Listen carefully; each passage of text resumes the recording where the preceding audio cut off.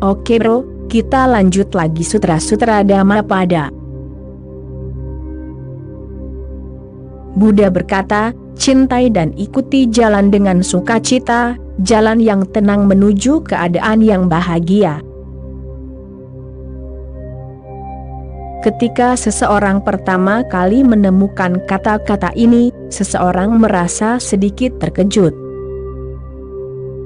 Buddha dan berkata, cintailah dan ikutilah jalan itu dengan sukacita, jalan yang tenang menuju keadaan yang membahagiakan. Ya, orang sedikit terkejut karena para biksu Buddhis telah menghindari perkataan-perkataan indah ini, mereka telah mengabaikannya.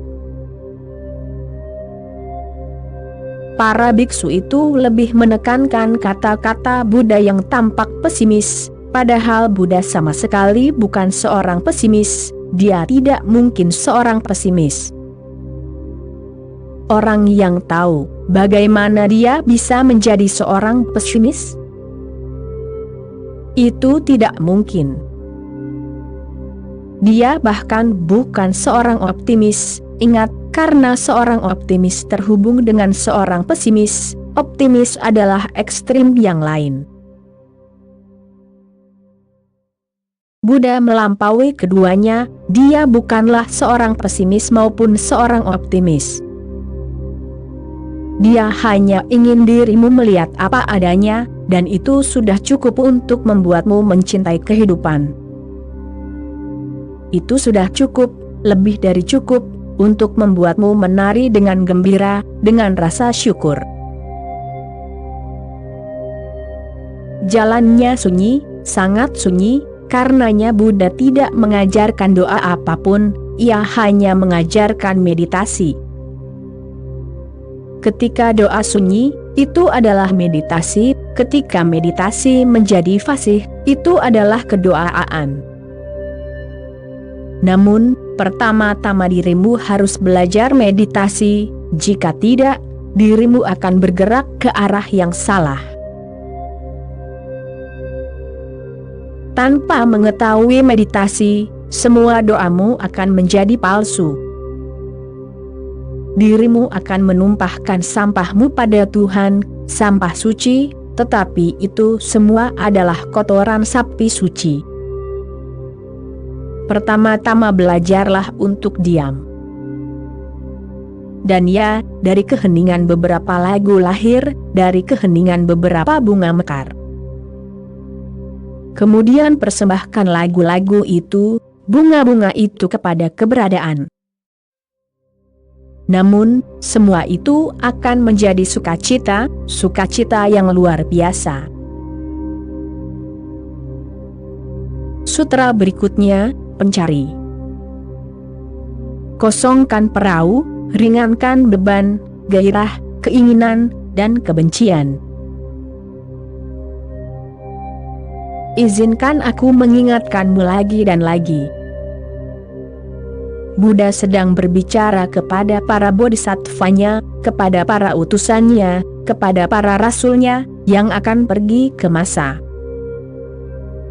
Ia membantu mereka tentang apa yang harus dikatakan, dari mana harus memulai. Ia mengatakan bahwa hal pertama yang harus dipenuhi oleh seorang pencari, persyaratan pertama seorang pencari sejati, adalah bahwa ia tidak boleh memiliki sistem kepercayaan apapun. Bahwa ia tidak boleh memiliki filosofi apapun, atau ideologi apapun. Jika dirimu sudah mempercayai sesuatu, maka tidak ada pertanyaan tentang mencari, bertanya. Menyelidiki berarti dirimu memulai dengan keadaan tidak tahu. Oleh karena itu, pencari. Kosongkan perahu. Kosongkan pikiranmu dari semua beban yang telah dirimu bawa selama ini. Jadilah benar-benar kosong. Maka pikiran yang sama yang telah menyebabkanmu mengalami begitu banyak kegilaan, begitu banyak kekacauan, begitu banyak penderitaan. Ketika itu kosong, maka akan menjadi perahu untuk menyeberang ke pantai yang lain, untuk ke pantai yang lebih jauh. Kosong, ia menjadi kendaraan.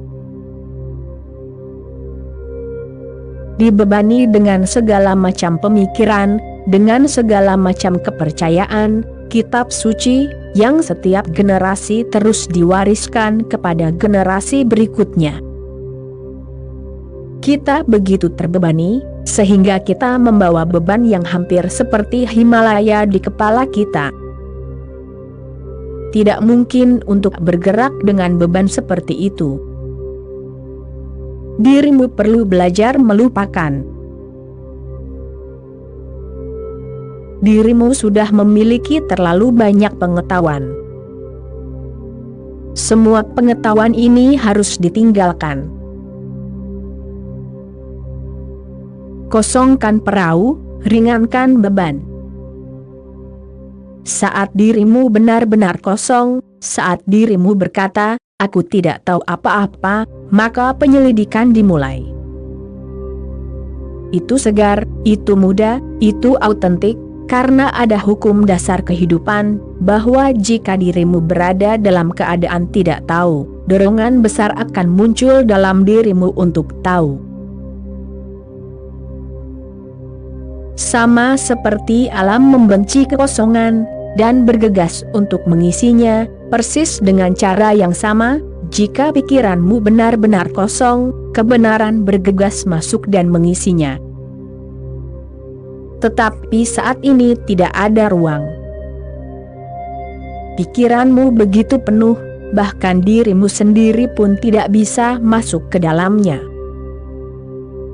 Dirimu harus hidup di suatu tempat di luar. Orang-orang tinggal di beranda mereka. Rumah-rumah mereka begitu penuh dengan sampah, sehingga mereka takut untuk masuk. Mereka mungkin tersesat, dan tidak ada ruang juga. Buddha menyebutkan secara khusus 3 hal yang membuatmu terbebani, terlalu terbebani. Yang pertama ia sebut gairah, yang kedua, keinginan, dan yang ketiga, kebencian. Gairah berarti nafsu hawani, nafsu biologis yang tidak disadari. Setiap hewan memilikinya, tidak ada yang istimewa tentangnya. Jika manusia memilikinya, ia akan tetap menjadi bagian dari kerajaan hewan, itu adalah warisan hewani. Dirimu tidak akan benar-benar menjadi manusia, kecuali dirimu melampaui nafsu.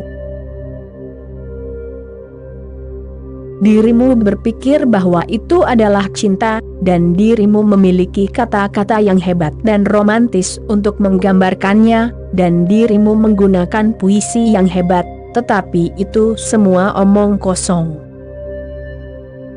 Jika dirimu melihat lebih dalam, itu adalah biologi, itu adalah kimia, itu adalah hormon dan tidak ada yang lain.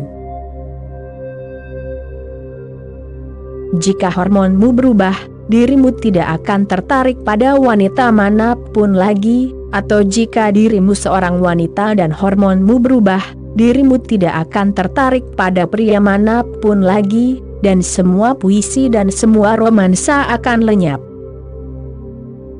John Won hanya perlu operasi kecil dan ia akan lenyap. Buddha mengatakan, hal pertama yang membuat pikiranmu penuh dengan sampah adalah nafsu. Dan itu, dalam beberapa hal, wajar, karena selama jutaan tahun kita telah berada dalam tubuh hewan. Kita masih membawa jejak-jejak itu, kita penuh dengan warisan hewani. Kita adalah 99% hewan. Mungkin hanya 1% itu juga hanya kemungkinan, yang merupakan manusia. Hanya sebagian kecil dari kita yang telah bangkit sedikit di atas. Ingatlah, Buddha tidak ingin dirimu menekan nafsumu, ia ingin dirimu memahami, ia ingin dirimu merenungkannya. Ia ingin dirimu tidak menekannya, karena dengan menekan tidak akan pernah membantu. Tekananlah yang telah membuat situasi menyedihkan yang dialami umat manusia saat ini. Tekananlah yang telah membuat umat manusia menjadi gila. Buddha ingin dirimu mengubah energi seks, bukan menekannya, karena itu adalah satu-satunya energi yang dirimu miliki. Energi itu bisa disempurnakan, bisa diangkat, bisa disalurkan ke arah yang baru, bisa digerakkan menuju alam keberadaan yang lebih tinggi.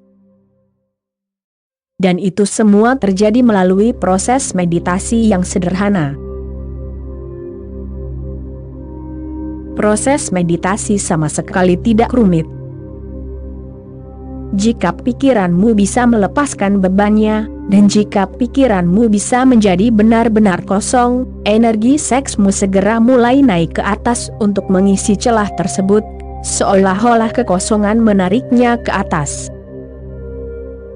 Sebuah hukum baru mulai berlaku, yaitu hukum levitasi.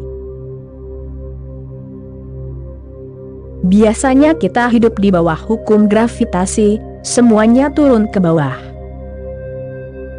Dirimu begitu berat di atas, sehingga tidak ada yang bisa naik ke atas, bagian atas sudah penuh, semuanya turun ke bawah. Karena itu, buatlah bagian atas menjadi ringan. Di Jepang, mereka membuat boneka Daruma. Daruma adalah nama Jepang dari Bodhidharma, salah satu murid terbesar Buddha, yang mendirikan Zen di Tiongkok. Dia adalah patriark pertama Zen. Bodhidharma adalah nama Indianya, Daruma adalah nama Jepangnya. Mereka telah membuat boneka atas namanya, untuk mengenangnya. Selama berabad-abad boneka tersebut telah dibuat. Boneka tersebut merupakan salah satu boneka terindah. Boneka tersebut memiliki pesan yang hebat. Dirimu melempar boneka itu dengan cara apapun, tapi boneka itu akan selalu kembali ke posisi Buddha. Dirimu tidak bisa meletakkannya terbalik. Dirimu bisa melemparnya, dirimu bisa memiringkannya, dirimu bisa melakukan apa saja dengannya, tetapi dirimu tidak bisa merobohkannya atau membuat Daruma terguling. Ia selalu kembali ke posisi teratai, seperti yang biasa dilakukan Buddha. Rahasianya adalah, bagian atasnya tidak berat, bagian bawahnya yang berat. Ia memiliki kepala yang cekung, kepala yang kosong, tidak ada apapun di dalamnya. Kepalanya sangat kosong dan bagian bawahnya sangat berat, sehingga secara alami ia akan kembali lagi pada posisi Buddha. Boneka tersebut merupakan boneka yang cantik. Boneka tersebut diciptakan oleh para biksu Zen, untuk dimainkan oleh anak-anak kecil, dan anak-anak pasti akan bertanya, apa rahasianya? Dan rahasianya adalah bahwa kepala tersebut benar-benar kosong, rahasianya adalah meditasi. Hal kedua adalah hasrat. Hasrat bersifat psikologis, sama seperti nafsu bersifat biologis, hasrat bersifat psikologis. Hasrat berarti keinginan untuk lebih dan lebih, selalu lebih.